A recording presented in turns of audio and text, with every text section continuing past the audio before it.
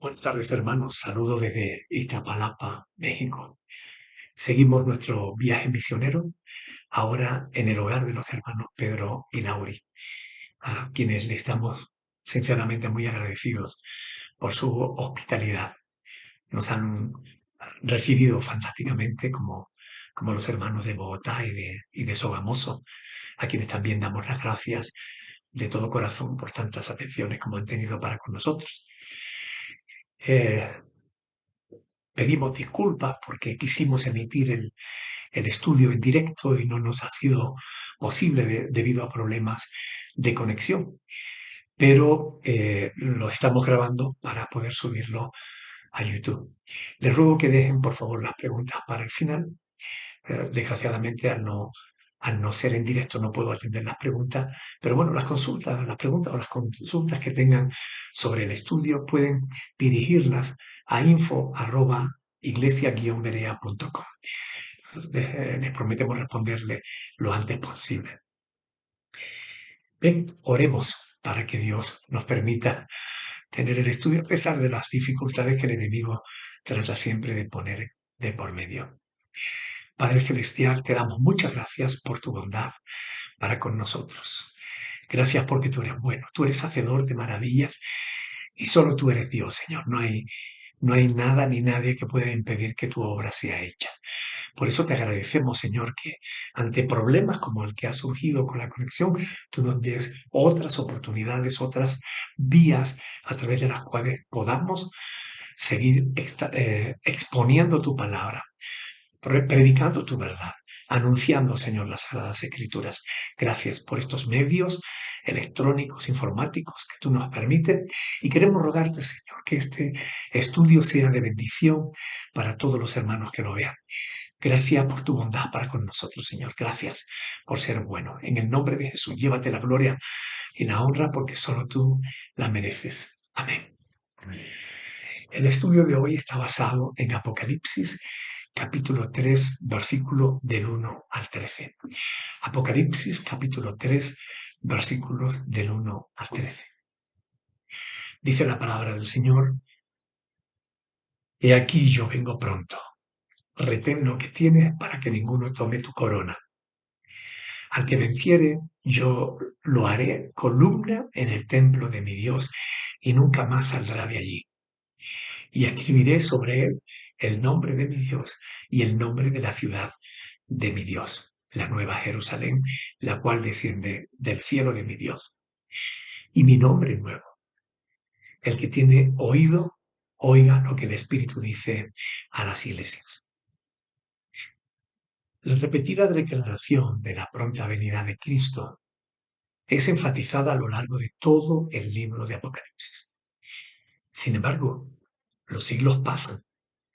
Mientras la iglesia sigue diciendo: Maranata, ven Señor Jesús, no hay evidencia de cuándo sucederá eh, su venida. Pero la certeza de su retorno resuena a lo largo de todo el libro de Apocalipsis y bueno, viene resonando a lo largo de todos los siglos. Que la iglesia ha seguido esperando fielmente la venida del Señor Jesús. Porque Jesús viene. Y viene pronto, mis hermanos. Esta promesa de Cristo de venir a recoger a su iglesia para consolar a su pueblo, para llevarlo a la patria celestial, tiene dos usos o dos perspectivas desde las cuales podemos verla. Por un lado, esta promesa anima a los fieles, que realmente es un auténtico estímulo, es un auténtico aliento para los creyentes de todos los tiempos, el saber que Cristo viene pronto y que viene para librarnos de la ira venidera. Ya hemos hablado de este tema. Conocemos las escrituras que nos hablan del arrebatamiento de la iglesia y también de la gran tribulación que sufrirán los habitantes de la tierra que se queden aquí. Juan 14, del 1 al 6, Primera de Tesalonicenses 4, del 16 al 18, también el 5 al 9, Apocalipsis 3:10, etcétera, etcétera. Tenemos un estudio completo sobre el arrebatamiento, otro estudio sobre la gran tribulación que pueden descargar de nuestra página web en www.iglesia-berea.com. Ahí tienen estudios sobre estos temas.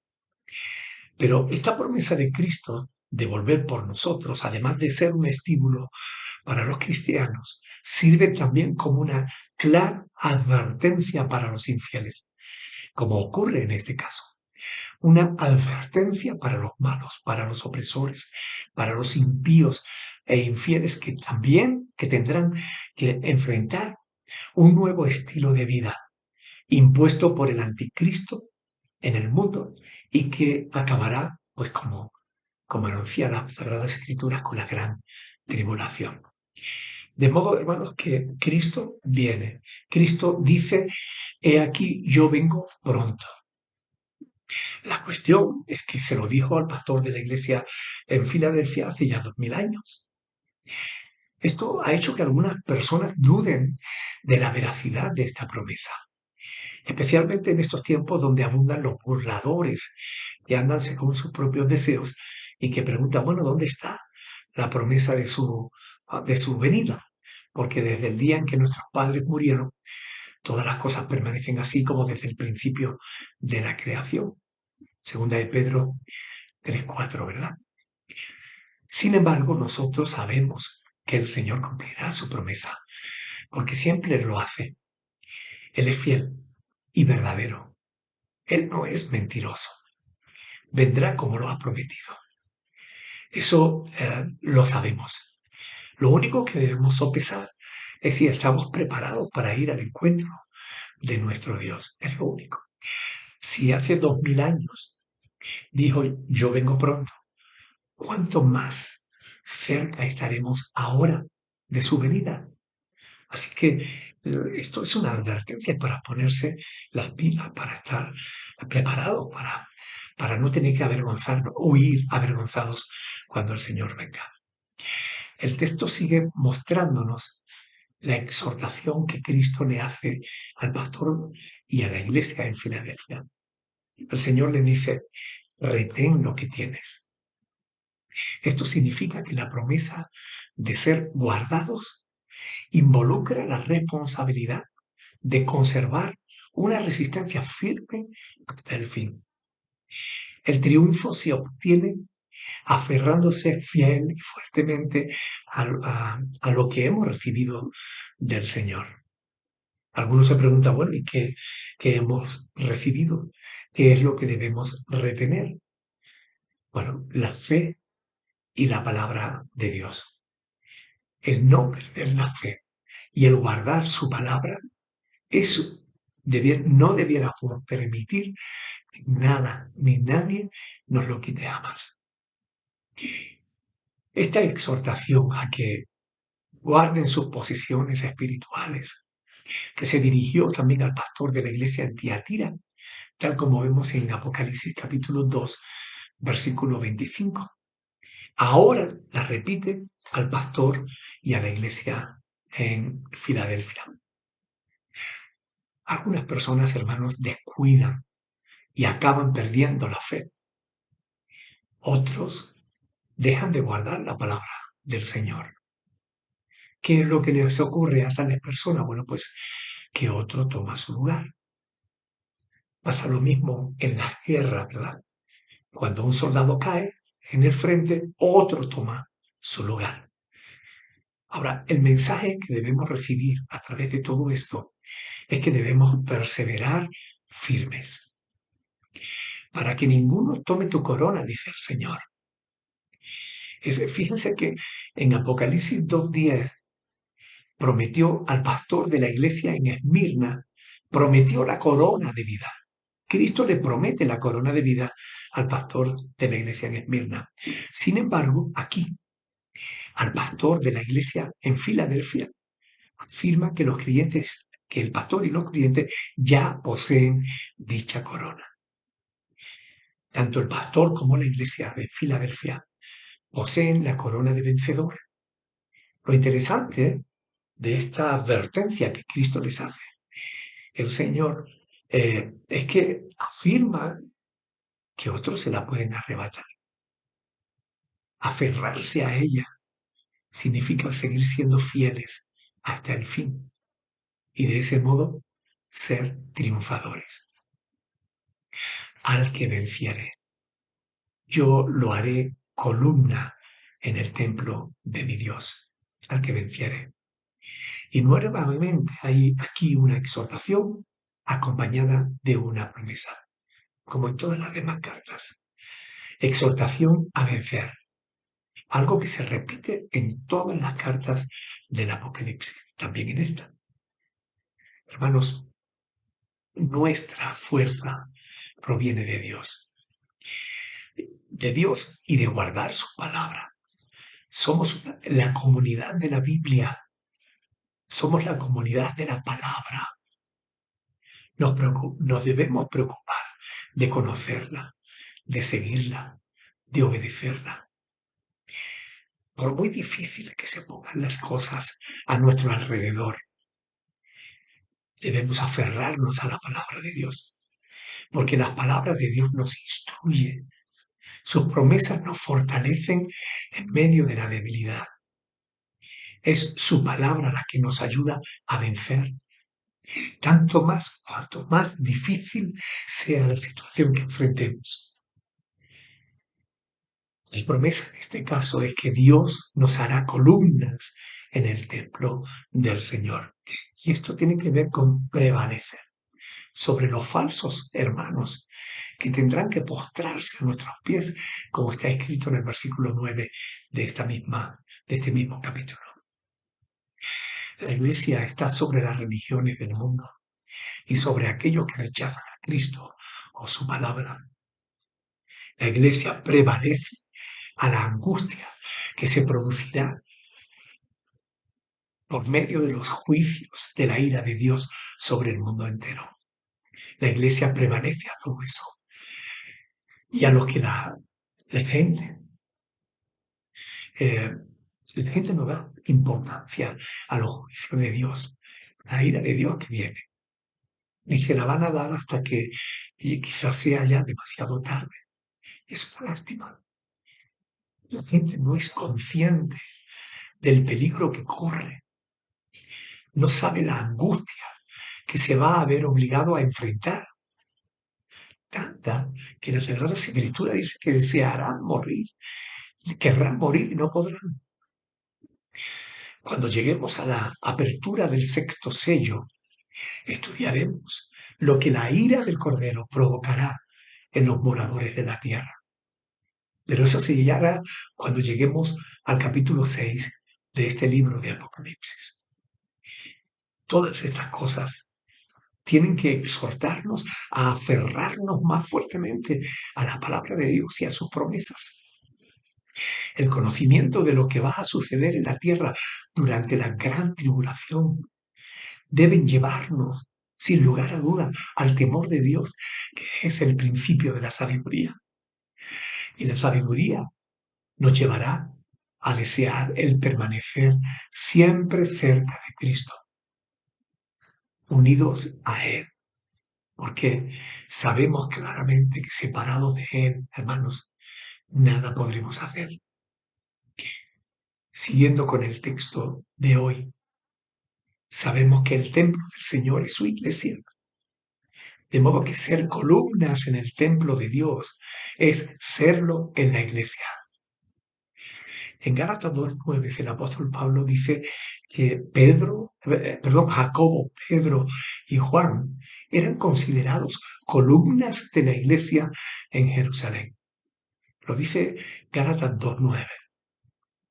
Sin embargo, aquí, en este pasaje del Apocalipsis, Cristo no se refiere a las columnas de la iglesia en Jerusalén, ni siquiera a ser columna en la iglesia de Filadelfia, como algunos han pretendido entender a través de este pasaje, sino que la referencia al templo de mi Dios se refiere a la iglesia universal de todos los tiempos, que habitará en la Nueva Jerusalén, que es la misma presencia de Dios. En resumen, la palabra templo debe interpretarse de manera figurada, no de manera literal. Dios quiere honrar a su pueblo en su sagrada presencia. Y dice ahí, y nunca más saldrá de allí. Esta frase es difícil de entender a primera vista. Si la interpretamos a la luz del contexto histórico, al parecer, los ciudadanos de Filadelfia, debido a los frecuentes terremotos que sufrían en aquella zona, preferían vivir fuera de la ciudad, en el campo, aunque anhelaban estar en la ciudad, pero se veían obligados por temor a irse al campo, porque vivían toda su vida con el temor de catástrofes naturales. Sin embargo, hermanos, nosotros, por el contrario, los hijos de Dios, moraremos seguros para siempre en la presencia del Señor. A pesar del desprecio y de la oposición de los judíos y de los falsos hermanos, el simbolismo que Cristo nos presenta, es decir, hacernos columnas del templo de Dios, nos garantiza un lugar cerca de Dios, es decir, en su misma presencia. Es muy interesante que el Señor Jesucristo resalte la intimidad de la comunión con Él al emplear 4 veces las palabras mi Dios en el versículo 12. Y escribiré sobre él el nombre de mi Dios y el nombre de la ciudad de mi Dios, la nueva Jerusalén, la cual desciende del cielo de mi Dios, y mi nombre nuevo. Quiero llamar vuestra atención sobre el hecho de que aquí no está hablando de ponerle una etiqueta, sino de escribir sobre él. Es decir, en él. ¿Podría estar el Señor hablando de un tatuaje? Bueno, para aquellos que ya se estén poniendo las manos en la cabeza antes de enviarme al infierno al que no pienso ir, déjenme invitarles a leer otros textos que parecen indicar exactamente lo mismo. Por ejemplo, en Apocalipsis capítulo 14, versículo 1, podemos verlo, Apocalipsis capítulo 14, versículo 1, dice la palabra del Señor. Después miré, y he aquí el Cordero estaba en pie sobre el monte de Sión, y con él 144.000 que tenían el nombre de él, es decir, el nombre de Cristo, y el de su Padre, que dice ahí, escrito en su frente. Como ven, aquí no se trata de escribir en una cinta para el pelo, sino de escribir en la propia frente del creyente. Además, Apocalipsis 22, hablando de la ciudad celestial, Apocalipsis 22:4 dice, y verán su rostro, y su nombre estará en sus frentes. También en Apocalipsis 19:16, hablando de Cristo, dice algo muy interesante. Dice, y en su vestidura, y en su muslo, tiene escrito este nombre, Rey de Reyes y Señor de Señores.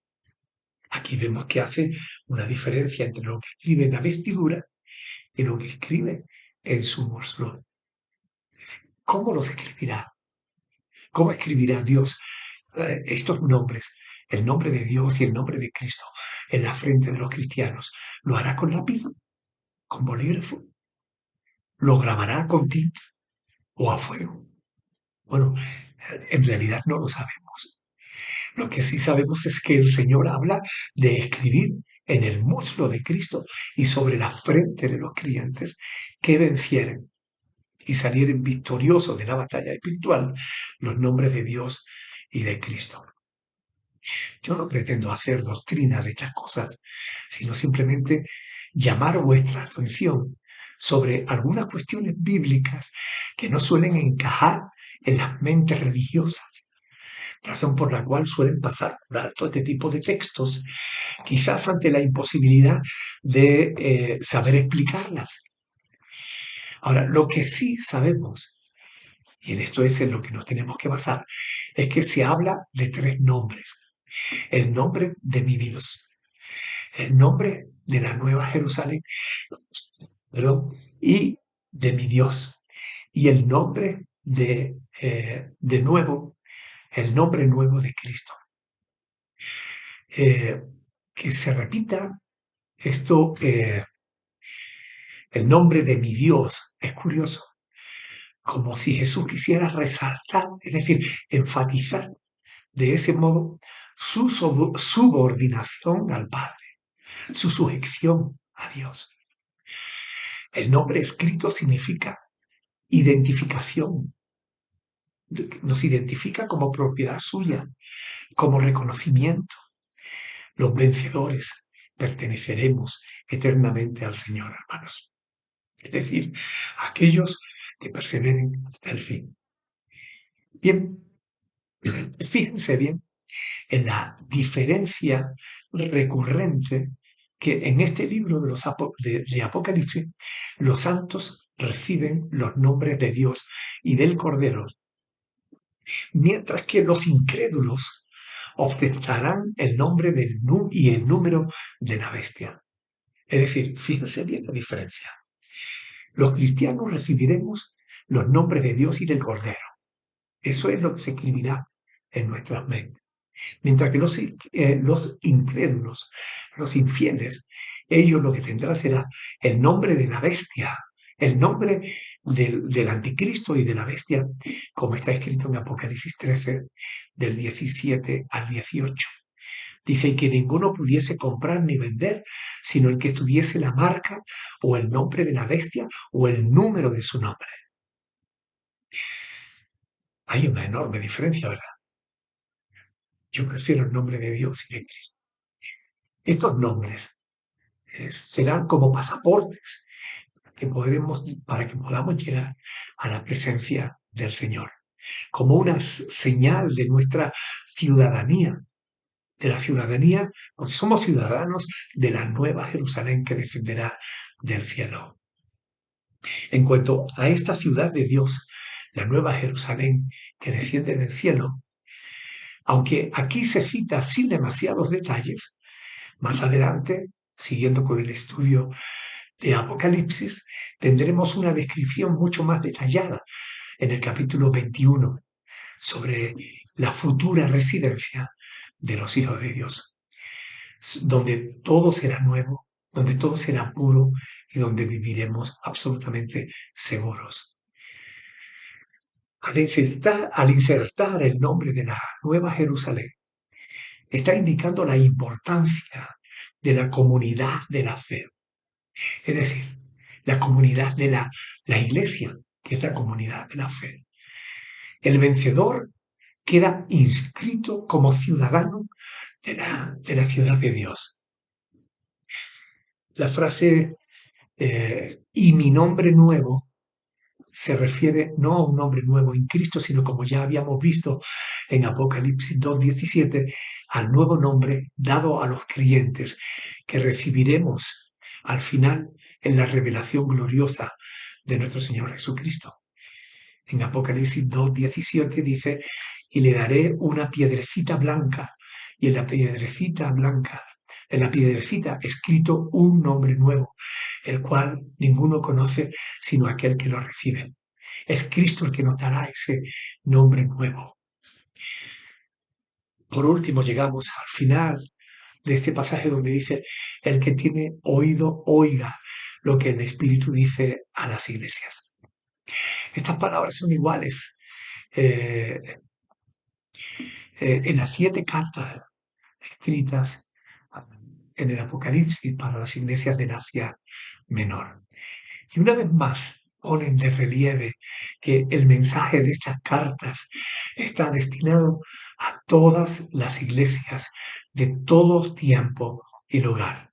Es decir, el que tiene oído, oiga lo que el Espíritu dice a la iglesia. Concluyendo pues, hermanos, Dios ve las cosas de un modo diferente a como las vemos nosotros. El ser humano, incluso muchos cristianos, buscan el éxito, buscan iglesias numerosas, buscan la grandeza, la ostentación.